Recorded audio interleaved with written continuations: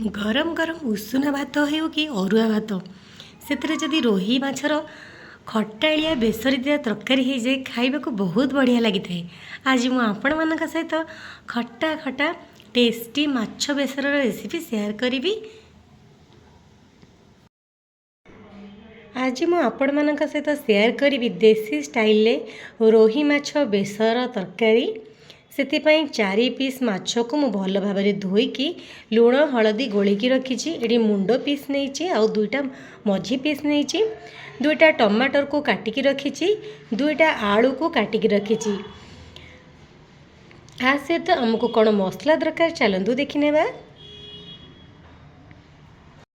मसलारे मुझे गोटे पियाज रसुण गोटे इंच अदा 2 चामच सोरिष गोटे चामच जीरा यही मसलार कॉम्बिनेशन सोरिष मसला बेसर खाइबा को बहुत बढ़िया लगी था। समस्त तो रोषे करने स्टाइल अलग अलग समस्ते बेसर कला बेले जीरा सोरिष रसुण पकई था गोटे टिके अदा और पियाज पकईले ये जो झोलटा हुए बहुत बढ़िया लगी था।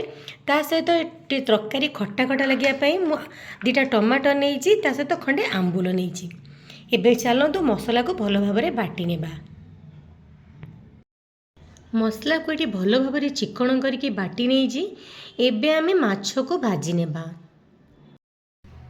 गोटे कढ़ई रे मु 6 चामच सोरिष तेल नहीं। तेल गरम हो गलानी एबे से माछ पकईके भाजी देबे।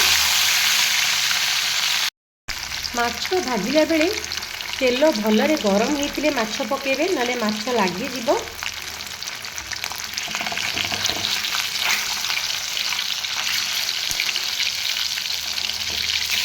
माछ को एपट सेपट करके मु भल भाव भाजी नेली। माछ भाजी हो जाइए एपट सेपट करके भाजी की मु गोटे प्लेट को काढ़ी नहीं। से कड़ी तो तेल अच्छी से मु आलू पकईकी भाजीबी।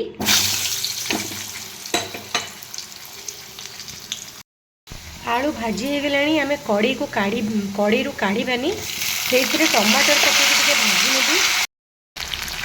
टमाटर टी भाजी देले टमाटरटा भल भाव मिसी जीव। समस्त रोषे करने स्टाइल अलग अलग केते जन था आलू काढ़ी दिखती जेहेतु सोरिष मसला बेसी समय कषिले पिता लगे से मुझे सोरिष मसला पकईकी कषिबी।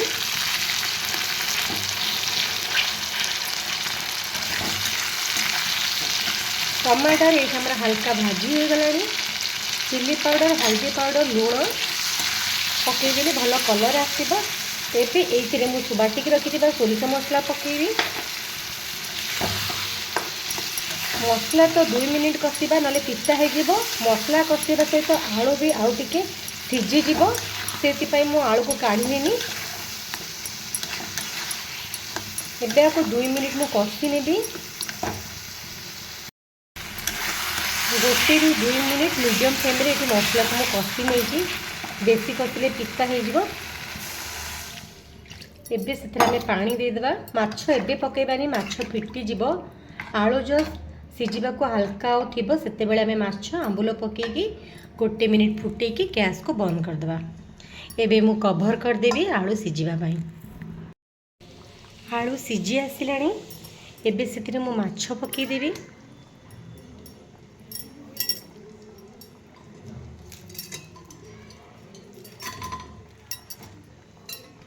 सहित खटाड़िया टेस्ट आसापी खंडे तेल पकईदेवी।